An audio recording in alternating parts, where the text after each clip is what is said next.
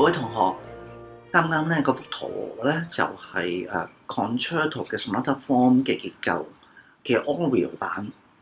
不過我唔係幫 Aureole 賣緊廣告喎。上一堂咧我哋就講到去Coda 尾聲之前嗰個段落 Cadenza 華彩樂段。咁當音樂去到呢個段落嘅時候咧，Orchestra 就會停咗落嚟。Solo 就會趁住呢個時候咧演嘢㗎啦。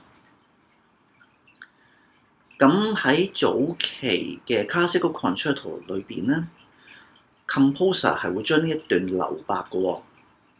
意思就即係話佢乜都唔寫，留翻俾個 Solo 咧喺音樂會嘅時候自己去即興。哇！咁驚嚇。不過當時啲人習慣咗咁嘅啦。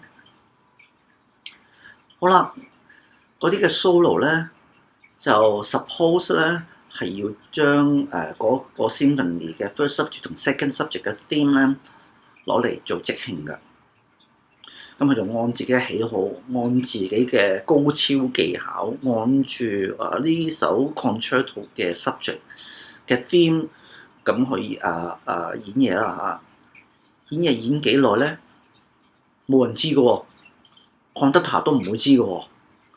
咁個 solo 玩到佢覺得夠啦，夠喉啦，咁佢咧就會演奏一個 trill 顫音，咁就通知個 conductor 話俾佢聽，我玩夠啦。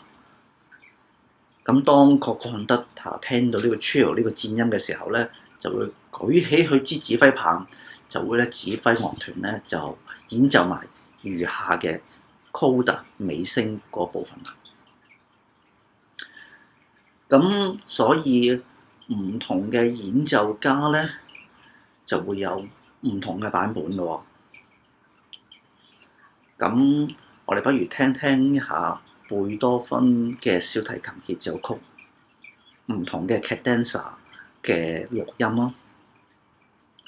不過大家聽之餘都會留意到咧，而家好多嘅 soloist 咧都會玩同一個版本。咁呢個咧，呢啲嘅版本咧，唔係 composer 自己寫嘅，係一啲嘅 soloist 咧喺後期嘅 soloist 咧，佢哋演奏咗之後，啲人覺得好精彩喎，就將佢記錄落嚟。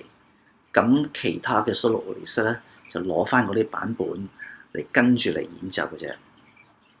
好啦，大家不如去聽聽呢啲嘅錄音啦。拜拜。